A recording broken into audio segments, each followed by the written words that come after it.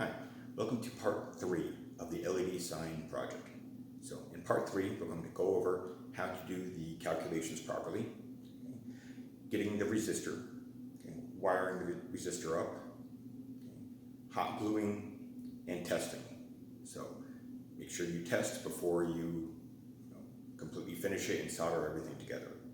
And then finally, solder electrical tape and then install in the back. Okay, so welcome to part 3 of the LED sign project. Okay, we're going to begin by doing our calculations. Okay, now I have two colors, so in my sign I used both red and green, so I'm going to have to do two calculations. So that's why I have these two papers here.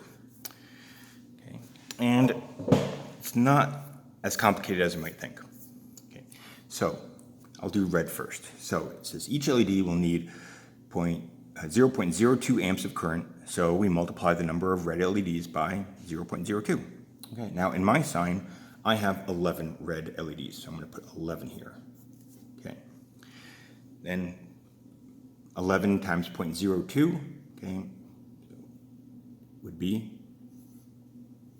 0.22.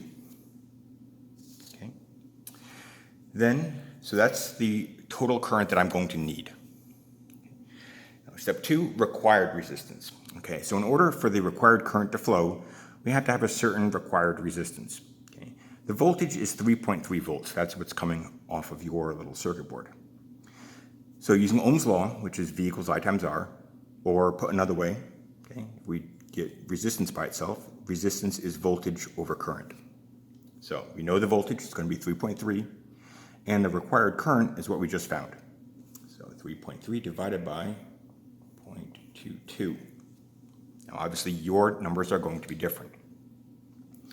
So 3.3 divided by 0.22, okay, put that into a calculator, and you'll get 15. So I'm going to need 15 ohms of current for my sign. So step 3, the resistance of the LED. So every time an LED is added, the total resistance of the circuit goes down. Because remember, you're providing another pathway that the electricity can go. A single red LED has a resistance of 95 ohms. So to calculate the resistance of all the LEDs, we take the 95 ohms and we divide it by the number of red LEDs. So we take 95 and we divide it by the number of red LEDs. So, as I said before, I have 11. So I'm going to take 95 divided by 11. And I'm going to get 8.63 repeating. Now, the required resistor, okay, we need 15 ohms, we already have 8.63. Okay, so if resistor needs to be added, it will be the difference between the required resistance, which is this, and the resistance of the LEDs, which is that. So 15 minus 8.63 repeating. And to a calculator, you'll get 6.36 repeating. Now, the closest resistor I have to that value is 6.2. So I would need a resistor of 6.2 ohms. Now, over here to the green. Okay, again, each LED will need 0.02 amps of current. So if we multiply the number of green LEDs by 0.02. Now, in my sign, I only have 4 green LEDs. 4 times 0.02, 0.08.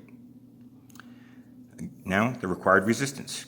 So, in order for the required current to flow, okay, we need to have a certain amount of required resistance. So again, we take 3.3, because that's the voltage coming out of our circuit board, and we divide it by the required current. So in this case, 0.08. Okay.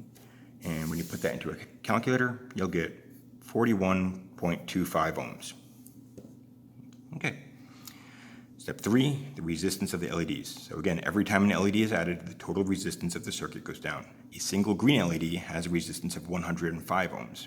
So to calculate the resistance of all the LEDs, we take the 105 ohms and we divide it by the number of green LEDs.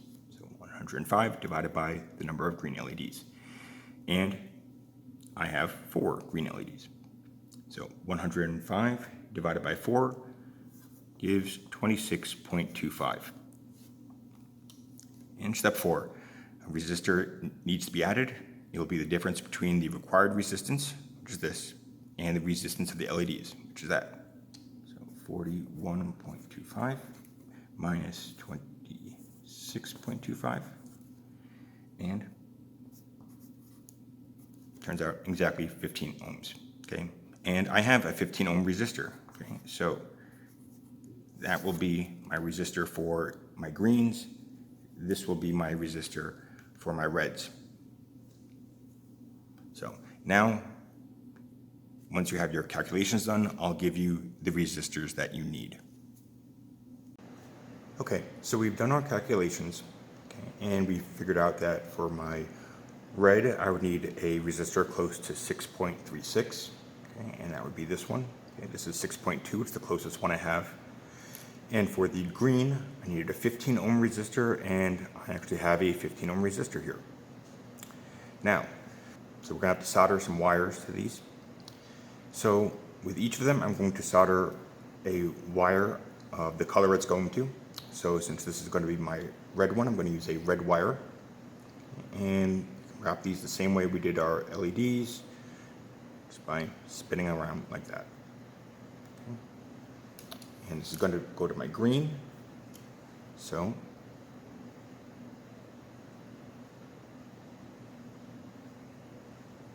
okay.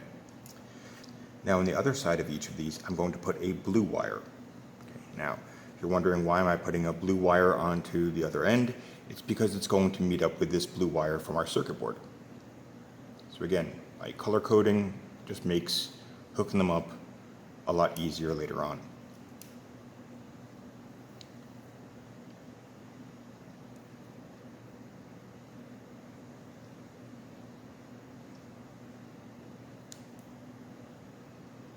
Okay. Now that we have the wires wrapped, we can go over and solder. Okay, so we solder these the same way that we do the LEDs. So first we turn it on and we wait for it to heat up.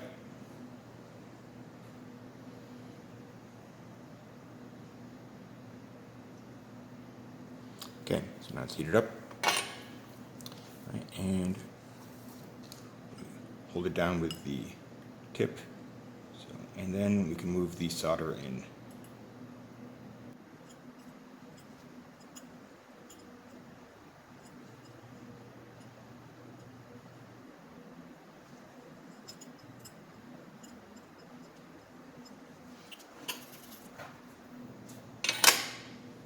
Okay, and we're done soldering, and we can hot glue these down. Okay, so before I glue these down, I'm actually going to wire them up. So this is my red LED, so it's going to go to one of my red groups. And it doesn't matter which group it goes to, because they're all connected now. So twist that into there. And as I said before, this blue wire is going to connect to this blue wire.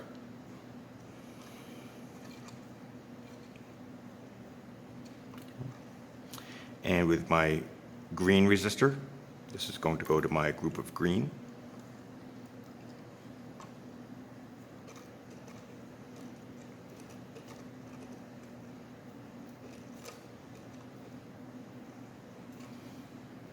And this blue will go to my circuit board.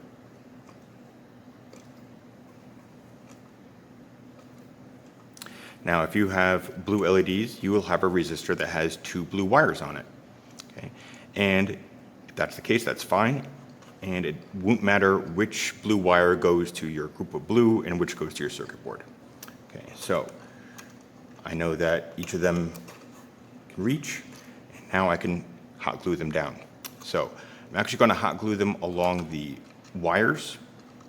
Okay.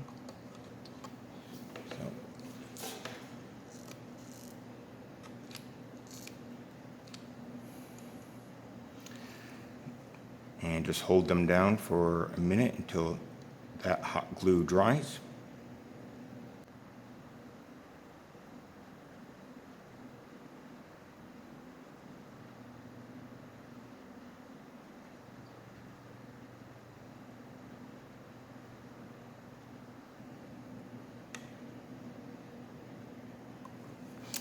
And then do the other side.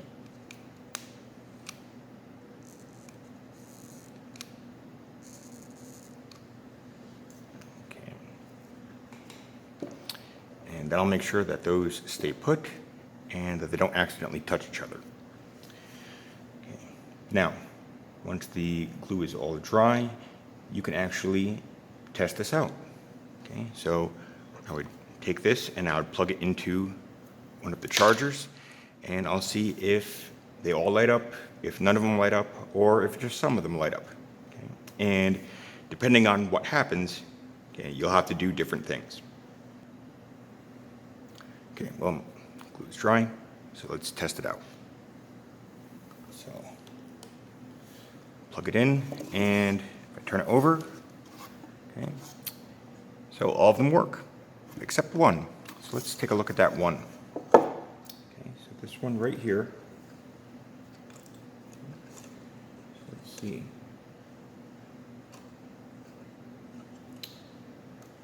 So I'm going to undo this one. So this is why we haven't soldered them all together yet. Okay.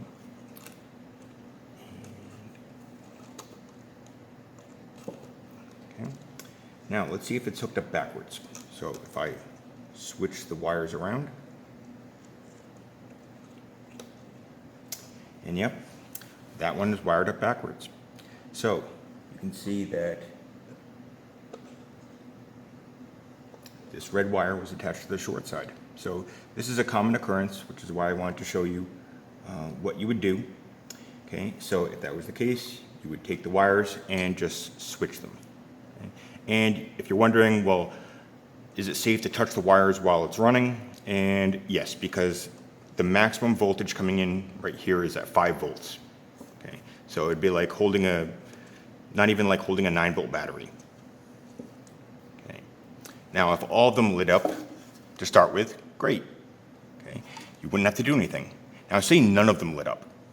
Okay, so usually that's what happens when you have a short circuit. So if, say, a red group and black group are touching, that will short out, and one of your circuits will be dark. Okay, or say you have 2 legs here that touch each other. Okay, that will also cause a short circuit, and that circuit will go dark. So if that happens, you have to look at each little LED, make sure that the wires aren't touching each other, okay, and make sure that they're not touching a neighbor either, because that can also cause a short circuit. Okay, now once you have everything correct and everything is working, now you can start soldering these groups together. Okay, and this is going to be a little bit trickier than the LEDs or the resistors, because we can't put these down on the tile. Okay, so I'll show you how to do that next. Okay, so back over here with our soldering station. Now, you might be wondering, well, I'm not going to be able to hold these down while I solder, and that's actually true.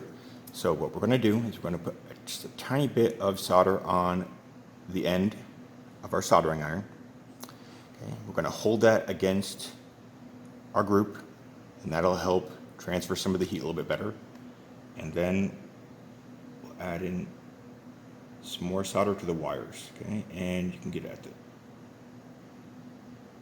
you don't just want to get it at the top or bottom, you want to get a good connection pretty much everywhere. Okay, so, and you repeat that with all of your groups. Now, what happens if some of the solder drips down? Don't worry, you can usually clean that up once it's all dry. So,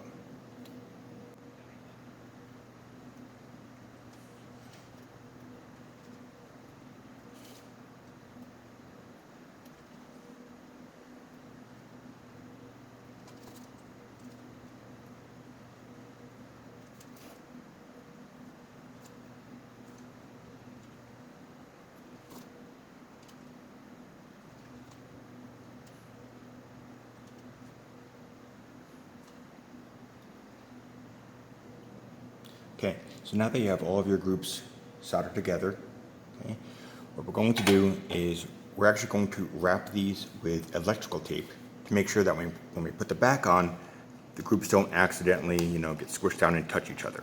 So by putting electrical tape on them, it'll make sure that there's never going to be any accidental connections.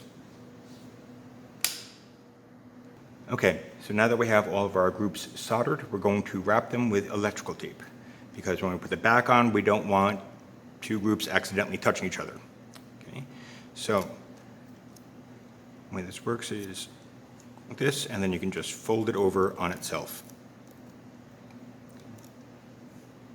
And do that for each and every soldered group.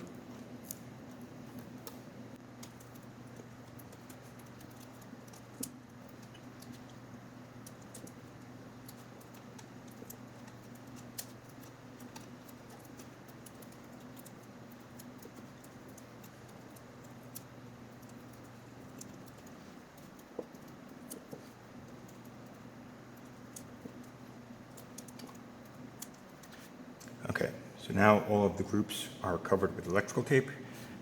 Last thing I'm going to do before I put on the back is I'm going to bend down these prongs just so that there's no chance in the future of them wiggling and touching each other.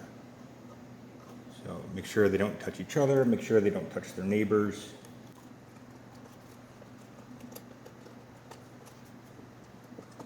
Okay. Now it's time to put the back on. Okay, so you'll have a back like this. Okay. Now, most likely it's going to be a little bit smaller than your board, and that's okay. I just didn't want to make it too big because then it wouldn't sit flat. Now, we're going to have to nail this down. So if you're not sure where to nail, okay, I've made these little guides. Okay, so really you just hold it to the end of the board.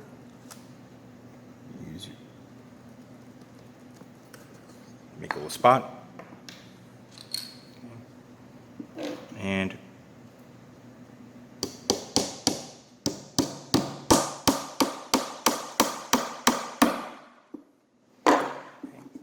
now I'm going to mark out where my others are going to go.